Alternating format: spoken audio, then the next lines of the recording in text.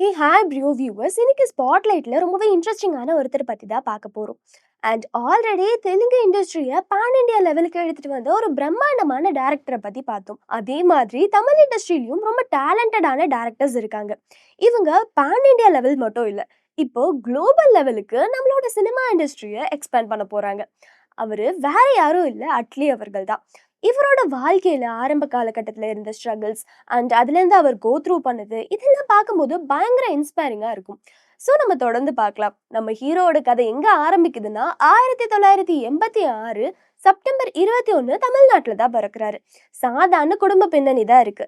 And சின்ன வயசுல இருந்தே சினிமா மேல ஒரு ஆர்வம் காட்டிட்டு வராரு. போக போக திரைப்படங்கள் ரொம்ப பிடிக்குது. அதுல உள்ள காட்சிகள் எல்லாத்தையும் ஆராய்வு பண்ண ஆரம்பிக்கிறார். எப்படி மேக் பண்ணிருப்பாங்க அப்படிங்கிற இன்ட்ரெஸ்ட் எல்லாம் வளர ஆரம்பிக்குது.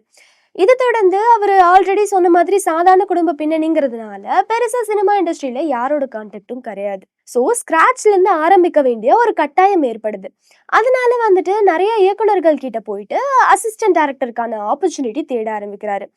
அந்த டைம்ல அசிஸ்டன்ட் டைரக்டருக்கான ஆப்பர்ச்சுனிட்டி கிடைக்கிறது சாதாரண விஷயம் கிடையாது. இந்த டைம்லயும் சாதாரண விஷயம் கிடையாது தான். ஸோ ரொம்ப நாட்கள் வெயிட் பண்றாரு. நிறைய டேரக்டர்ஸ் கிட்ட வாய்ப்புகள் தொடர்ந்து கேட்குறாங்க, ரிஜெக்ட் பண்ணப்படுறாங்க. இதெல்லாம் தொடர்ந்து அவருக்கு ரொம்ப பெரிய ஒரு ஆப்பர்ச்சுனிட்டி கிடைக்குது. அதுதான் சங்கர் அவர்களோட அசிஸ்டன்ட் டைரக்டரா ஒர்க் பண்ற ஆப்பர்ச்சுனிட்டி. அண்ட் எந்திரனுக்காக ஒர்க் பண்றாங்க. அண்ட் சங்கர் அவர்களும் அசிஸ்டன்ட் டைரக்டர்ஸை பயங்கரமா ட்ரெயின் பண்ணுவாருங்கிறதுல எந்த சந்தேகமே கிடையாது. ஆனாலும் அந்த டைரக்டர்ஸ்க்கு ஆல்ரெடி ஒரு இன்பில்டான நாலேஜ் இருக்கணும் அப்படிங்கிறது ஒரு கட்டாயமா இருந்துச்சு. அண்ட் அவரோட அந்த மாசான ப்ரொடக்ஷன் அண்ட் ஆர்டிஸ்ட் ஹேண்டலிங் இது எல்லாமே அட்லி அவர்கள் கத்துக்க ஆரம்பிச்சாரு. இதை தொடர்ந்து நிறைய விஷயங்களை லேர்ன் பண்ணாலும் ஒரு அசிஸ்டன்ட் டைரக்டரா இருக்கவங்களுக்கு டைரக்டர் ஆப்பர்ச்சுனிட்டி கொடுக்கறதுங்கிறது சாதாரண விஷயம் கிடையாது. யாரும் கொடுத்துடவும் மாட்டாங்க. என்னதான் இருந்தாலும் நீங்க அசிஸ்டன்ட் டைரக்டரா தானே ஒர்க் பண்ணீங்க அப்படிங்கிறதுனாலேயே நிறைய சான்சஸ் மறுக்கப்பட்டுச்சு. அட்லி அவர்களும் தொடர்ந்து முயற்சி செஞ்சுட்டே இருந்தாரு. அண்ட் அவர் ஒரு விஷயத்துல ரொம்பவே ஃபோக்கஸ் பண்ணாரு. ஆடியன்ஸ் கிட்ட கனெக்ட் பண்ணணும், எமோஷன்ஸ் ரிலே ஆகணும் அப்படிங்கிற மாதிரி ரொம்ப மைன்யூட்டான விஷயங்கள்லாம் கவனிக்க ஆரம்பிச்சாரு. இதை தொடர்ந்து அவருக்கு ரொம்ப பெரிய ஒரு முக்கியமான ஆப்பர்ச்சுனிட்டி கிடைக்குது. ராஜா ராணி எல்லாமே ப்ரிப்பேர் பண்ணிட்டு ப்ரொடியூசர் அப்ரோச் பண்ணி ஓகே பண்ணி ஆர்டிஸ்ட்லாம் ஹேண்டில் பண்ணி அந்த ப்ரொடக்ஷனையும் பயங்கரமா மேனேஜ் பண்ணி அண்ட் எல்லாத்தையுமே பக்காவா பண்ணி முடிச்சிடாரு. படம் ரிலீஸ் ஆக போகுது. அந்த டைம்ல அவருக்கு பயங்கர டிப்ரெஸ்டா இருந்துச்சா. ஏன்னா அது அவரோட ஃபர்ஸ்ட் ஃபிலிம். அண்ட் அது மட்டும் இல்லாம இது அவரோட கரியர் மாதிரி. ஏன்னா ஃபர்ஸ்ட் ஃபிலிம் ஃப்ளாப் ஆச்சுன்னா திரும்பி இண்டஸ்ட்ரிக்குள்ள சர்வே பண்றதுங்கிறது ரொம்பவே இம்பாசிபிளான ஒரு விஷயம். ஸோ பயங்கர டிப்ரெஷனில் இருந்துட்டு இது ஆடியன்ஸ்க்கு பிடிக்குமா, ஆடியன்ஸ் எப்படி எடுத்துக்குவாங்க, அவங்களுக்கு கனெக்ட் ஆகுமா அப்படின்னு சொல்லிட்டு ரொம்பவே யோசிச்சிருந்திருக்காரு. அதை தொடர்ந்து படமும் ரிலீஸ் ஆகுது. பட் நினச்சி பார்க்க முடியாத அளவுக்கு பயங்கரமான கமர்ஷியலி ஹிட் கொடுத்த படமாக இருக்கு. அது தொடர்ந்து அட்லி அவர்கள் மாஸ் ஸ்கேல் ப்ரொடக்ஷன் மேலே கான்சென்ட்ரேட் பண்ண ஆரம்பிக்கிறாரு. அண்ட் ஷங்கர் மாதிரி பிரம்மாண்டமான செட்ஸ், பிரம்மாண்டமான டீமு கூட ஹேண்டில் பண்ற அளவுக்கு திறமையை வளர்த்துக்கிறாரு. தெரி அப்படின்னு சொல்லிட்டு தளபதி விஜய் அவர்களோட ஒரு மூவி கமிட் ஆகுறாரு. அந்த மூவியுமே ரிலீஸ் ஆகுது. அதுவுமே making wise and directing wise பார்க்கும்போது ரொம்பவே சூப்பராக இருந்திருக்கும். கதையுமே ஆடியன்ஸ்க்கு ரொம்ப ரிலேட் ஆகிருக்கும். ரொம்பவே எமோஷ்னலான ஒரு பாண்ட் இருந்துச்சு. சமந்தா ஆக்ட் பண்ணியிருப்பாங்க. அந்த படத்தில் அவங்க இறந்துருப்பாங்க. அது ஆடியன்ஸ்க்கு ரொம்ப ரிலேட்டபிளாக இருந்துச்சு. அந்த எமோஷன்ஸ் அண்ட் அதுக்கப்புறம் கேரக்டர் ஆர்க் எப்படி மாறுது இது எல்லாத்தையுமே ரொம்ப அழகாக ப்ரெசென்ட் பண்ணியிருப்பாரு. அதுவுமே எதிர்பார்த்த வெற்றியை கொடுத்துருச்சுன்னே சொல்லலாம். அண்ட் இவ்வளோ வெற்றிகள் இருந்தாலுமே அவருக்கு பெரிய கிரிட்டிசிசம் எழுந்துச்சு. ராஜா ராணி அப்பவும் சரி, தெரி, அதை தொடர்ந்து மெர்சல், பிகில் போன்ற படங்கள்லையும் நடிக்க ஆரம்பிக்கிறாரு. தளபதி விஜய் அவர்கள் தான் ஹீரோவா நடிக்கிறாங்க. மெர்சல்ல விஜய் அவர்கள் 3 கேரக்டர்ஸ் அண்ட் பிகில்ல டபுள் கேரக்டர்ஸ் பண்ணியிருக்காங்க. அண்ட் இந்த எல்லா படங்கள்லையுமே ரொம்ப அழகாவே பேலன்ஸ் பண்ணி மாஸ் ஸ்கேல் ப்ரொடக்ஷனையும் பயங்கரமா காமிச்சிருப்பாரு. பெரிய sets, artist handling, story wise எல்லாமே சூப்பராகவே கொடுத்துருப்பாரு. அண்ட் இந்த எல்லா படங்கள், அதாவது ராஜா ராணிலேருந்து பிகில் வரைக்குமே அவருக்கு நிறைய கிரிட்டிசிசம் எழுந்துச்சு.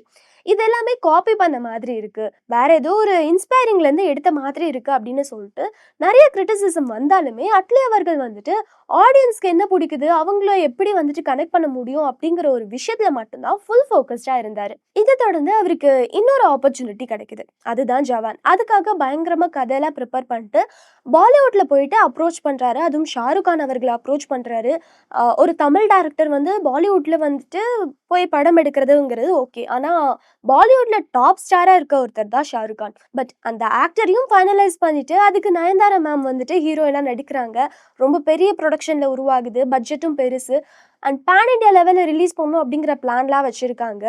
ஸோ வந்துட்டு இதுக்கான எக்ஸ்பெக்டேஷன்ஸ் ஏன்னா பாலிவுட் இண்டஸ்ட்ரியில் அப்போ தான் டெபியூட் டேரக்டராக இன்ட்ரோ ஆகுறாரு. அண்ட் அவங்களோட ஆடியன்ஸோட எக்ஸ்பெக்டேஷன்ஸையும் வந்துட்டு ஃபில் பண்ணணும். அதே மாதிரி தமிழ் ஆடியன்ஸ்க்குன்னு ஒரு எக்ஸ்பெக்டேஷன்ஸ் இருக்கும். ஸோ இந்த மாதிரி மீதி லாங்குவேஜில் இருக்க எல்லா மக்களோடையும் கனெக்ட் பண்ணுற மாதிரி இருக்கணும் அப்படிங்கிறப்போ இந்த ரெஸ்பான்சிபிலிட்டிங்கிறது ரொம்பவே அதிகமாக இருக்குது. அண்ட் ஷாருக் கான், நயன்தாரா, அட்லி இவங்க 3 பேர் இருக்கும்போதே தமிழ் ஆடியன்ஸ்க்கு பயங்கர எக்ஸ்பெக்டேஷன்ஸ் வந்திருக்கும். இது தொடர்ந்தே இந்த எக்ஸ்பெக்டேஷன்ஸ்க்குலாம் வந்துட்டு டிசப்பாயிண்ட் ஆகாத மாதிரி ஒரு ஃபிலிமை வந்து ப்ரெசென்ட் பண்ணுறதுங்கிறது சாதாரண விஷயம் கிடையாது. அந்த டைம்லையும் இவர் வந்து ரொம்ப டிப்ரெஸ்டாக இருந்த மாதிரியும் சொல்லப்படுது. அதை தொடர்ந்து அந்த படமும் ரிலீஸ் ஆகுது. ஜவான் வந்துட்டு வேர்ல்டு வைடாக பயங்கரமாக ஹிட் அடிச்சிருக்கு. அண்ட் நிறையா கலெக்ஷன் வைஸும் கொடுத்துருக்கு. அண்ட் ரொம்ப இம்பார்ட்டன்ட்லி இத்தனை வருஷமாக ஷாருக் கானுக்கு வந்துட்டு கவர்மெண்ட் சார்பாக எந்த ஒரு ரெகக்னைசேஷனும் கிடைக்காம இருந்துச்சு அவார்ட் கேட்டகரியில். அந்த குறையை இந்த படம் தீர்த்து வச்சுது. ஆக்டிங் வைஸ் ஷாருக் கான் அவர்களுக்கும் ஒரு அவார்ட் வாங்கி கொடுத்து ஒரு நல்ல மூவியாகவும் இருந்துச்சு. இது தொடர்ந்து இப்போ அட்லி வந்து இன்னும் நிறுத்தலை.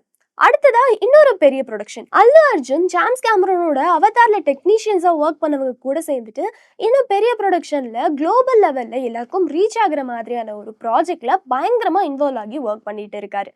அது மட்டும் இல்லாம ஒரு கமர்ஷியல் ஆடு கூட 100 கோடிக்கு மேல எடுக்க முடியும்னா அது கண்டிப்பா அட்லியால தான் முடியும். அண்ட் இவரோட ஆரம்ப காலகட்டத்தில இருந்து இப்போ வரைக்கும் பார்த்தா உண்மையாலுமே பயங்கர இன்ஸ்பைரிங்கா இருக்கும். ஏன்னா ஒரு சாதாரண குடும்ப பின்னணியில இருக்க ஒருத்தர் பெருசா வந்துட்டு ரெக்கமெண்டேஷன்ஸ் கிடையாது. சினிமா இண்டஸ்ட்ரியில யாரையும் தெரியாது. ரீச் பண்ண முடியாது. ஸ்க்ராட்ச்லேருந்து ஸ்டார்ட் பண்ணி ஒரு இடத்துலையும் வாய்ப்புக்காக அழைஞ்சு நிறைய ரிஜெக்ஷனை ஃபேஸ் பண்ணி அதை தொடர்ந்து ஒரு ஆப்பர்ச்சுனிட்டி கிடச்சி அந்த ஆப்பர்ச்சுனிட்டியை மிஸ் பண்ணாமல் அதை யூட்டிலைஸ் பண்ணி அங்கேருந்து நிறையா விஷயங்களை லேர்ன் பண்ணி அண்ட் அந்த லேர்னிங்கையும் வந்துட்டு பயங்கரமாக எஃபர்ட்ஸ் போட்டு அதுக்கும் வந்துட்டு ஒரு சரியான ரிசல்ட் வாங்கி கொடுத்த ஒரு டேரக்டர்னா அது அட்லியால மட்டும் தான் முடியும்.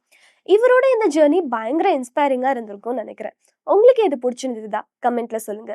லைக் பண்ணுங்க, ஷேர் பண்ணுங்க. இது போன்ற அப்டேட்ஸ்க்கு மறக்காம சப்ஸ்கிரைப் பண்ணிக்கோங்க.